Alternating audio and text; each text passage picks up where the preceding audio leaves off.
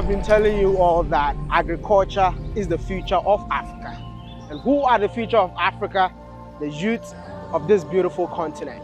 And this is why I keep on telling you that it's about time for the youth to get involved, because we are the solution to the problems that this continent is facing. I thought they said strawberries don't grow in Africa. Here's proof. Do you regret dropping out of school? No, not at all. Would you ever do it again? Would I ever drop out of school again? Don't forget that wherever there are challenges, that's where the opportunities are. That's where the opportunities are. Yeah. And take risks, guys. They are scared of taking risks.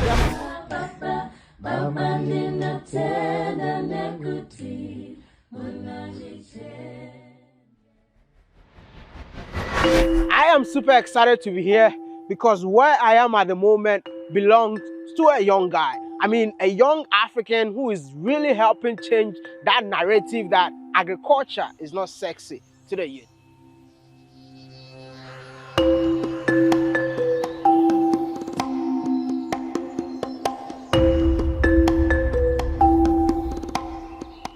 My brother, you are an inspiration, man. Thank you very much. You're doing something that most of us are scared of doing. How does that make you feel? It makes me feel great, and also makes me want to keep on imparting knowledge onto others, and that's really what I enjoy. That is beautiful, man. Do you believe that agriculture is the future? Yes, I definitely believe agriculture is the future. There's so many sectors within agriculture, and I believe there's something for everyone within agriculture. And what does agriculture mean to you? For me, agriculture is basically a way of life, and it's also something to do with feeding the nation, which is a very big task. But I'm definitely up to the challenge, and I'm here, I'm ready for it, and welcome. But brother, you look so young. How old are you, man? I'm so sorry to ask. No, it's all right.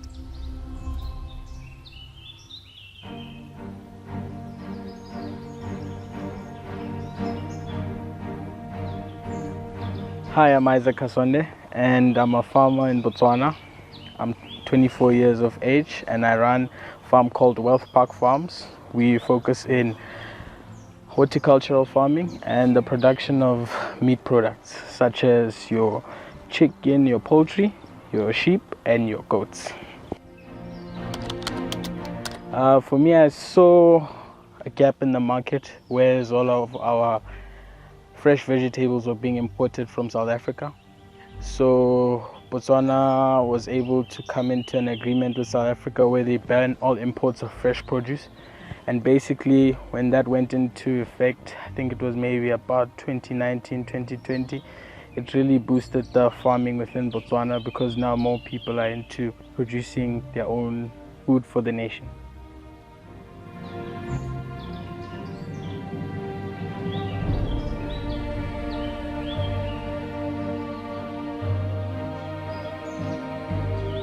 How many acres is this? This is about 10 hectares. You own 10 hectares. How long have you been doing this farm, by the way? I've been doing this since 2018. So which means you were 18 when you started this farm? I was 18. Were you not in school during that time? I was, but then I dropped out. Wait a minute. You dropped out of school? Yes. Just to go into agriculture? Yes, I did. Come closer. Is everything okay with you, man? Everything's good with me. Are you sure? I'm telling you. No, I just want to know. Just the camera, they cannot hear me. Is everything really okay with you? Everything's okay with me. Were people not laughing at you? Like 18-year-old? I mean, you said, I'm quitting school for agriculture. I'm quitting school to feed the nation. Yeah. People did not laugh at you?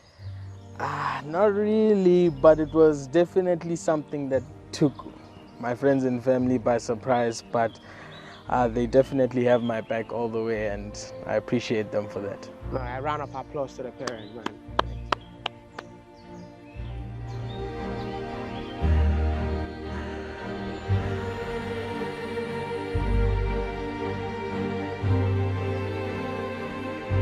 You're born and raised in this country? Yes, I was. Both parents are from Botswana? No, they're not. My mom's Kenyan and my dad is Zambian. That's a real Pan-African. Your mom is Kenyan, Yes. your dad is Zambian, Yes. and you're born in I Botswana. was born in Botswana, yes. My goodness, you need to have 3 passports, bro. Kenya, Zambia, and then Botswana.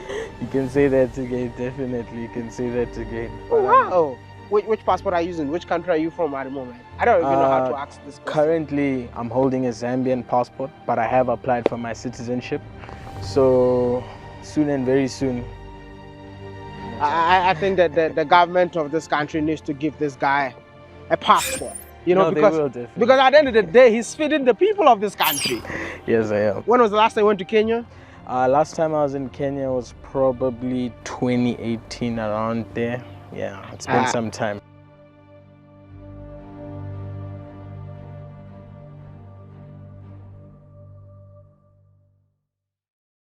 Did you get the inspiration from the farm from Kenya? Yes, a lot of inspiration back home from Kenya and the Zambian side. Habari yako? Nzuri sana. My wife is Kenyan, by the way. Oh, that's lovely.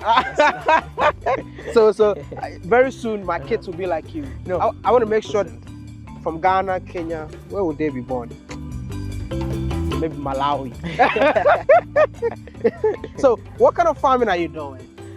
Here I'm doing horticultural farming. Yeah. And basically that's all your fresh vegetables. I have a lot of chili, and I do a little bit of spinach and a little bit of, but we do also a lot of crop rotation. But right now the season I'm in is chili, and yeah.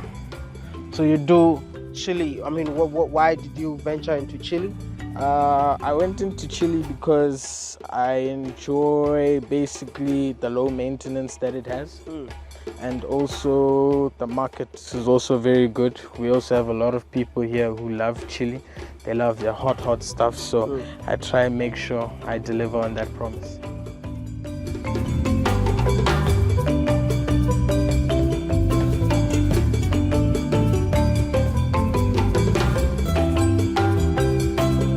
You've been doing this for 5 years. Yes. Will you say it's profitable? I'd say definitely it's profitable if you're doing the right thing. Are you doing the right thing? I hope I'm doing the right thing. so if you hope you're doing the right thing, then I guess it's profitable for you. Yes. I mean, will you encourage a young man or a young lady out there to venture into agriculture? Yeah, definitely would. And also the government here has a lot of programs that are helping the local people also venture into farming practices. And farming is basically just something that is very good for the nation. It's definitely not a quick money-making scheme. That part I'll promise you. There's a lot of work involved, a lot of information you also have to process. You also have to come up with your own recipe on the farm, because I wouldn't say any farm is the same. Everyone has their own recipe, what works for them, and you basically just have to find out what your recipe is and make it work for you.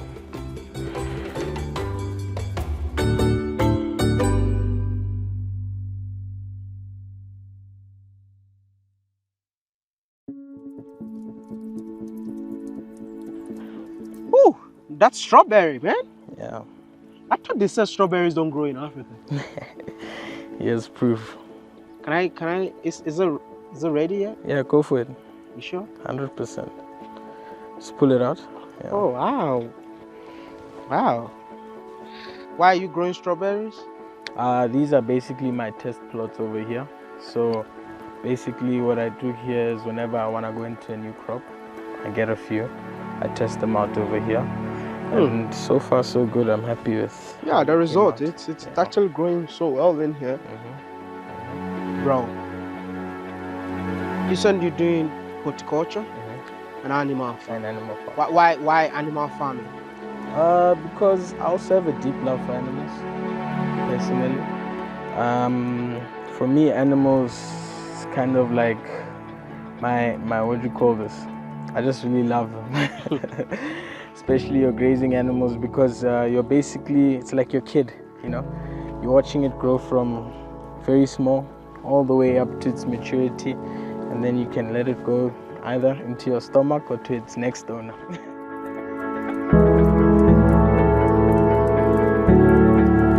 What was the beginning like for you? Very stressful, very stressful, because there's a lot of information out there, and it's all very good information, but the application now is really the hardest part. Because why we do also test plots is so that we can gauge how crop is in terms of how we're gonna plant it, what fertilizers are needed, if it's attacked by any pests or diseases, and basically just gauge the next season before you go into it. So you have your test plots and all that. So the beginning was really hard because I didn't know anything. I was using a lot of Google, agri consultants, chat GPT is now there, so that helps me a lot. Really love that. So yeah. Were you funding all those consultations? Yes, I was funding all of them. How were you able to make that money? Or you're coming from a very good bank, you know? I am very privileged to have very loving parents who believe in what I'm doing, and they were able to fund me for it.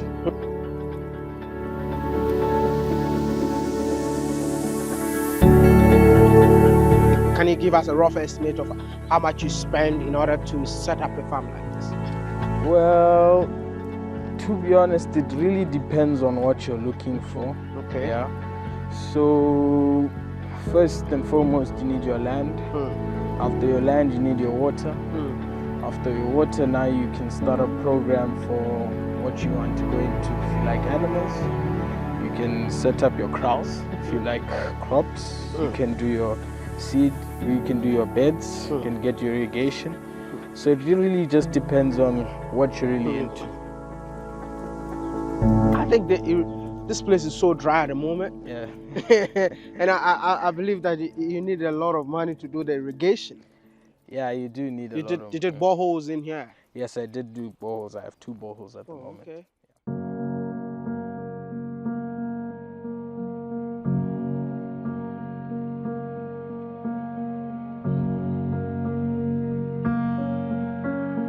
Are you looking forward to expanding this farm? Definitely. I'm definitely... How do you intend to do that? Basically, since I've drilled a new borehole, I intend on getting more irrigation, setting up more beds, and adding more crops to the farm.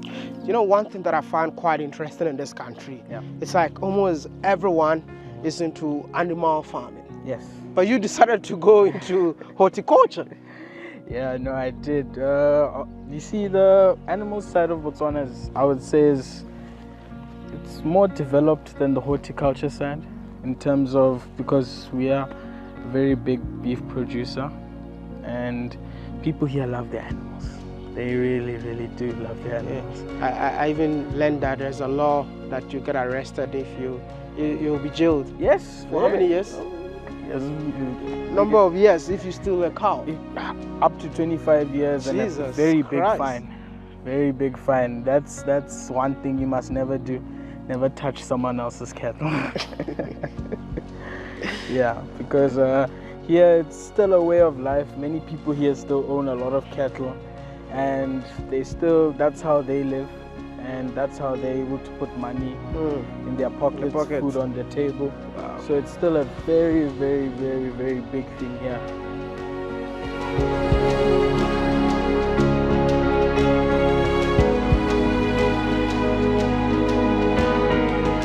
Who are your consumers? I do supermarkets, I do private sellers, restaurants, hotels. If you need it, I'm your guy. Yeah. Are you really making the money from the farm? Like, is it really lucrative? Yeah, it's really lucrative if you do the right thing.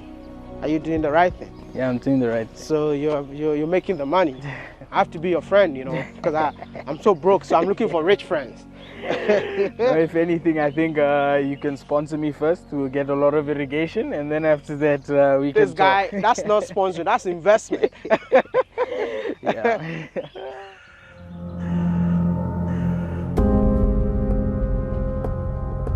Where is this place? This is the chicken coop. So watch your head, yeah. You literally have everything in here. Oh wow. Yeah, nice. These are my free-range chickens. Free-range chickens. Yeah. Who are the consumers? Usually these ones, I usually just sell them online. Online? Facebook Marketplace, yeah.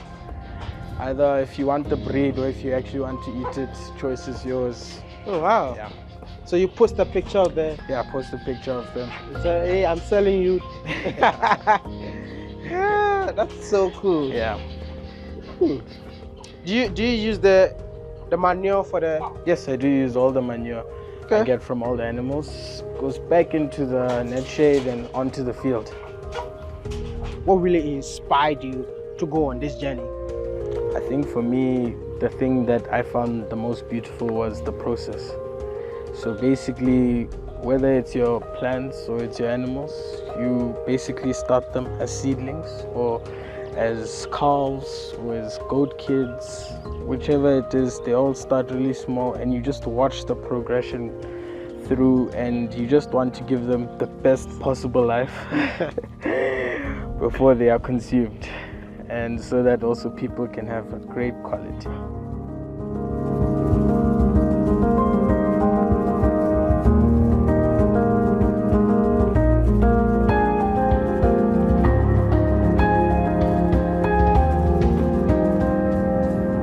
What has been the major challenge that you faced along this journey?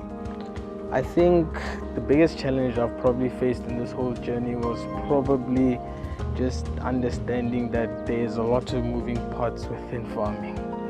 So on top of your information, now there's now the execution, and just a lot of things come into play, from the type of seed or animal you use, the labor you'll have on the farm, what's available on the farm in terms of your water.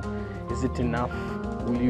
How will you get the water out? And it was just, I think definitely just processing everything and putting it all into play was the hardest thing, definitely. Yeah. And what is that one thing that keeps you moving? I mean, despite all the challenges. I think it's the consumer. When you see the consumer with a lovely, lovely product and they can appreciate the work behind it, it's fresh, it's organic, and most of all, it's local, you know. You dropped out of school. Let's say you become more like when you drop out of school, which means you don't have a job. But now in this farm, you've employed people. Yeah, I do. That works for you. Yeah, it works for me. How many people works for you at the moment? At the moment, I have 3 people who work for me. And how does that make you feel? That makes me feel amazing, because also these people I employ people from my local area, and it has also given them a chance to provide for their families. We also have a big community here. Whenever I'm slaughtering or whenever I have extras, they are more than welcome to take home to their family and have a great meal.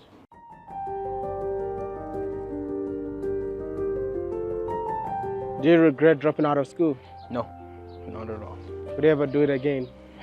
Would I ever drop out of school again? Yeah, I would. I definitely would. Do you feel like you did not drop out of school earlier? Yeah, because I've really been entrepreneurial from a young age.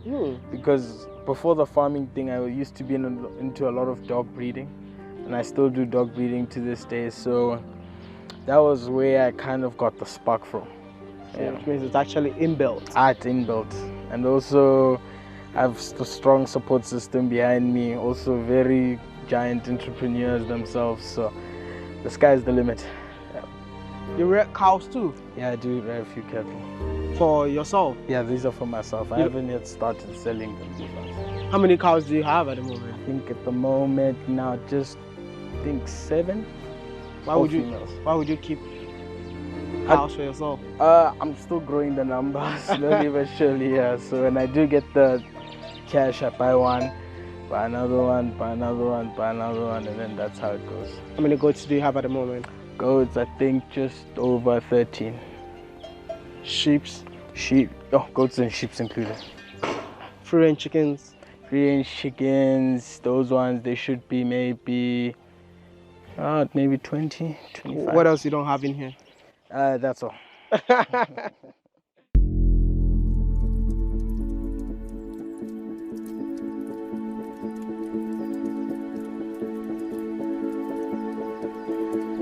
If you had a chance to change one thing in Africa, what will it be? I think it would just be the mindset and mentality of our people. You know, I think there's a lot of opportunity, a lot of resources. It will definitely take a lot of time, but I think we're on the right track because this is literally the most resourceful land in the world.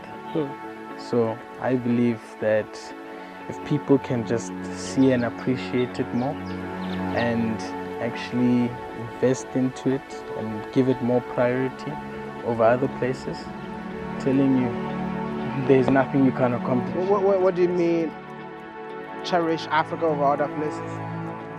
I mean, I don't know.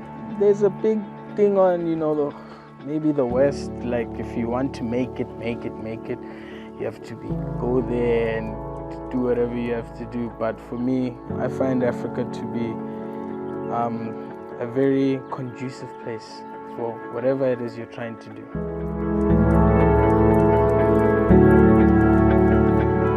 What does Africa means to you? Basically Africa to me just means community, a place, a stronghold, and a place with breathtaking beauty and just a fighting spirit here.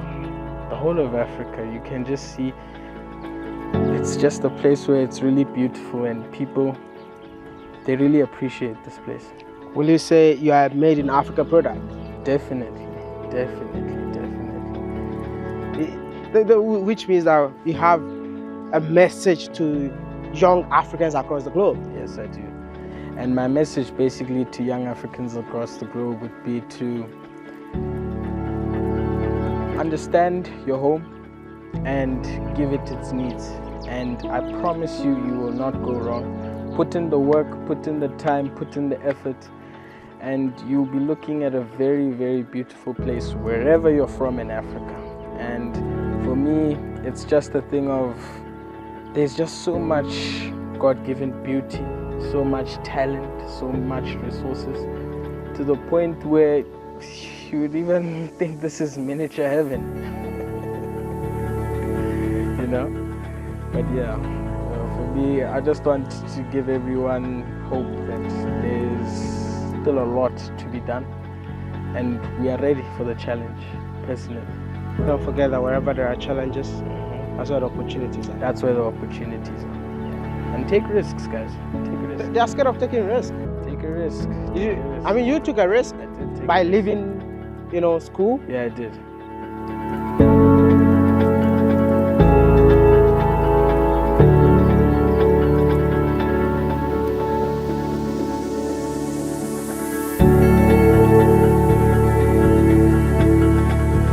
You see, the education system or the structure of being an African is like go to school, get a job.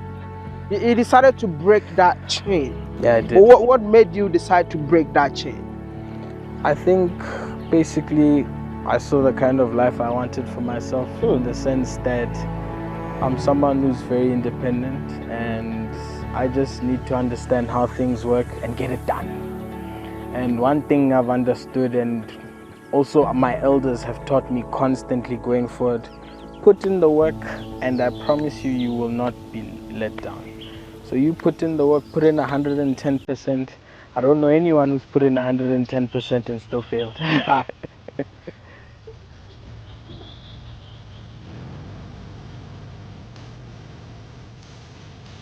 Were you ever scared starting this journey? Definitely. Also been a lot of times where you doubt yourself. And, it can get really hard because it was a new territory for me, and it was just a thing of, there's so much information available at the moment. It's just how do you apply it now? So that's how I also told you about the whole recipe thing in the farm. You just need to come up with what works for you. I want to say congratulations. Thank you. Hoping to see more cattle when I come back next time. Definitely.